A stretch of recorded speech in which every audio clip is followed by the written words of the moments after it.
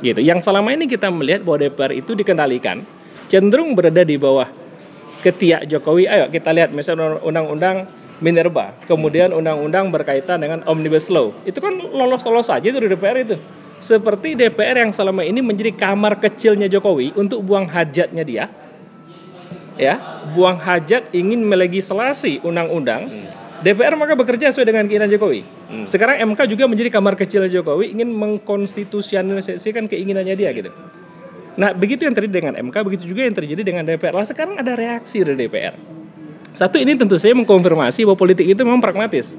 Ada semacam kepentingan pragmatisme di mana orang-orang di sekitar Jokowi ini merasa ini sudah saatnya meninggalkan kapal ini. Kalaulah misalnya di semua bilik ini, Cak Selamat, ini bisa diamankan.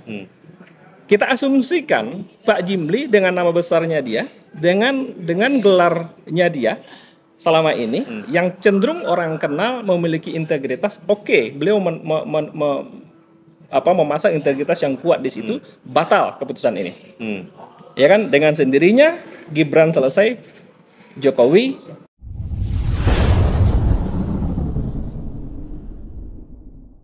Silakan dokter. Ya, makasih Cak Selamat.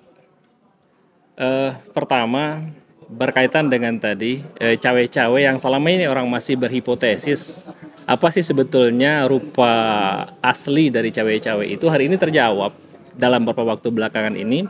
Jadi yang selama ini dimaksud dengan cawe-cawe itu adalah cawe-cawe itu artinya Jokowi ingin mempertahankan kekuasaannya, walaupun adalah melalui dinastinya, yakni anaknya sendiri. Akhirnya orang yang selama ini berhipotesis, hari ini hipotesis itu terbukti gitu.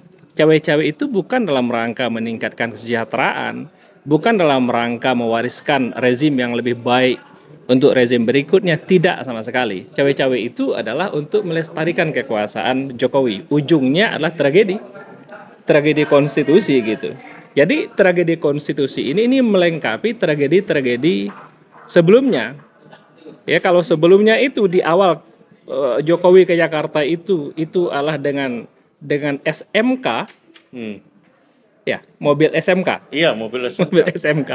Maka sekarang diakhiri dengan MK.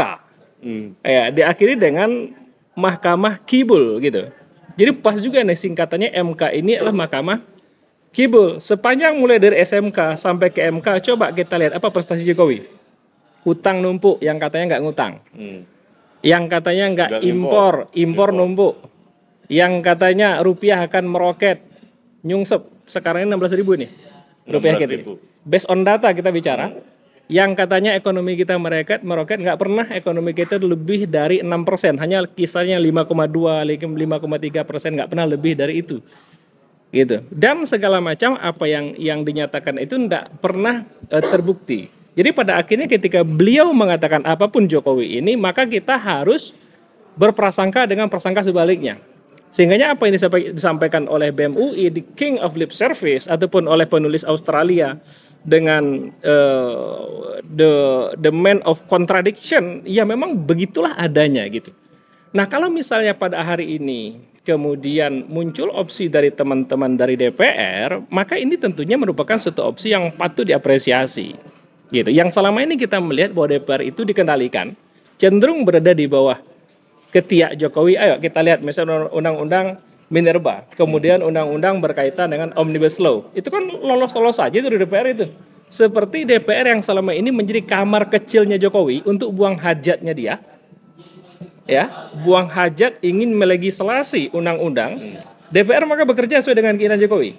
Sekarang MK juga menjadi kamar kecil Jokowi, ingin mengkonstitusionalisasikan keinginannya dia gitu. Nah, begitu yang terjadi dengan MK, begitu juga yang terjadi dengan DPR. Lah sekarang ada reaksi dari DPR. Satu, ini tentu saja mengkonfirmasi bahwa politik itu memang pragmatis. Ada semacam kepentingan pragmatisme di mana orang-orang di sekitar Jokowi ini merasa ini sudah saatnya meninggalkan kapal ini. Kapal ini sebentar lagi bakal tenggelam. Kalau kita masih bertahan di kapal ini, kita bareng-bareng akan tenggelam. Karena itu ayo segera kita ngacir ke sana kemari gitu. Yang ada DPR mereka bersuara. Yang ada sekarang Jokowi sekarang ini mereka ke Gibran, ke siapa? Terutama ke Ganjar gitu. Ke sana kemari, ngacir gitu. ya, yang pokoknya yang selama ini menanamkan politik secara pragmatis itu mereka buyar sudah. Tinggallah saat ini adalah Jokowi sendiri. Dalam kesendiriannya ini, orang kalau sudah sendiri nggak bisa berpikir secara utuh, tidak memiliki backup pemikiran, tidak memiliki backup energi yang cukup, tidak memiliki backup instrumen yang memadai untuk mengendalikan semuanya. Pada akhirnya jurus yang akan dipakai itu adalah jurus mabok ke depan. Jadi ke depan sekarang jurus mabok ini. Jurus mabok itu mudah dikendalikan oleh DPR pada akhirnya, nama juga orang mabok. Ya kan? Akan semakin mudah DPR mengendalikan gitu. Oleh karena itu, satu, memang ini patut diberikan apresiasi.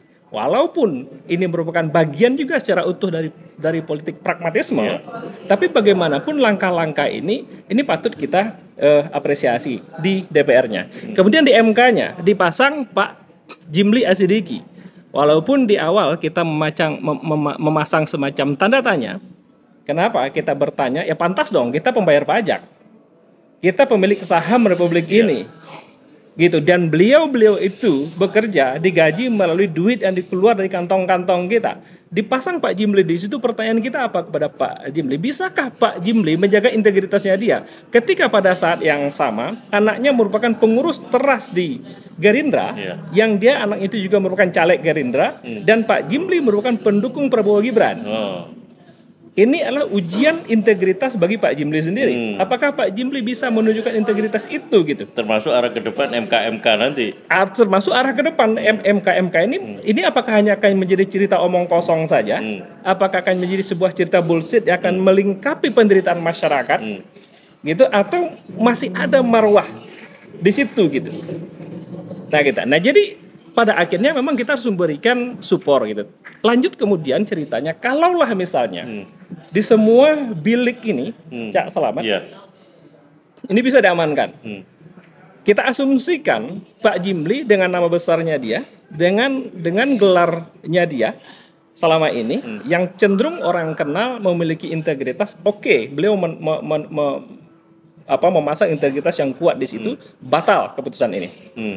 Ya kan, dengan sendirinya Gibran selesai, Jokowi dalam bahasa orang jadi apa? Gelandangan politik. Apa Bang?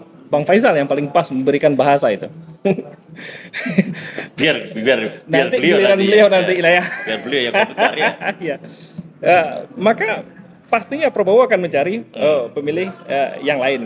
Akan mencari pasangan yang lain. Masih ada waktu kan sampai tanggal 8 November apa 9 November gitu. 19 untuk kemudian cari ganti pasangan lah. Ini waktu 1 hari. Masih ada waktu 1 hari gitu. Tentunya dari sekarang ini lagi kasak kusuk ini. Siapa yang akan dipasang? Ya kan, sebagai alternatif calon pasangan dari Prabowo itu sendiri gitu. Oke, kita asumsikan MK aman. Kita asumsikan berikutnya DPR ini kencang ini anginnya. Ya kan, mengingat berdasarkan hitung-hitungan dari marketing politik. EF Saifullah Fatah itu yang Polmar ya, itu menghitung udah mencapai sekitar 54% total suara yang saat ini sudah mulai beroposisi terhadap Jokowi. Untuk mencapai pemakzulan itu dikit lagi. 60 kan 2/3%, artinya sekitar 66% kan, 66,5%-an gitu. Untuk mencapai suara itu dikit tipis ini. Ya ini betul-betul kondisi yang sangat kritis. Andai kemudian tambah sedikit lagi saja beberapa anggota dewan kemudian masuk ke kelompok oposisi, ini selesai urusan. Kita asumsikan ini berjalan. Ini kan yang diharapkan oleh masyarakat Indonesia, ini diharapkan oleh netizen. Kan gitu. Kenapa? Ya sebagaimana yang diuraikan oleh Dr. Ishak. Betapa kemudian selama rezim ini berkuasa yang ada itu kegelisahan. Padahal penguasa itu menciptakan kenyamanan. Yang ada itu adalah kelaparan masyarakat di negeri yang agraris. Padahal kewajiban penguasa itu adalah memberikan makan terhadap masyarakat Indonesia, meningkatkan kesejahteraan masyarakat Indonesia, menjaga jiwa masyarakat Indonesia.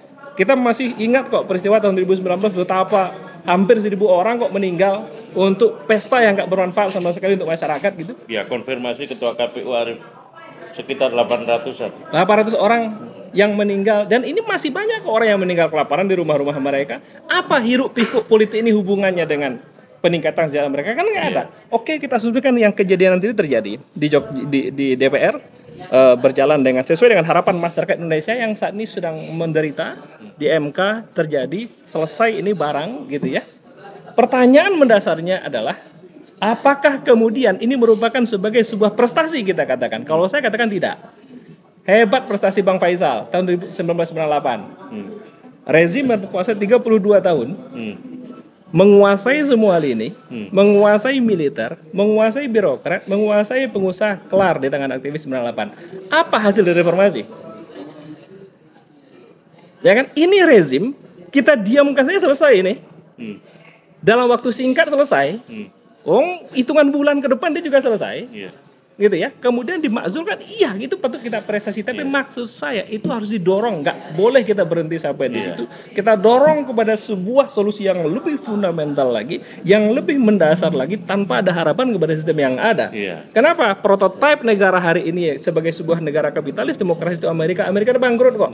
Kan beredar video banyak di kalangan kita ini betapa hari ini kejahatan di Amerika itu luar biasa. Kenapa? Government shutdown.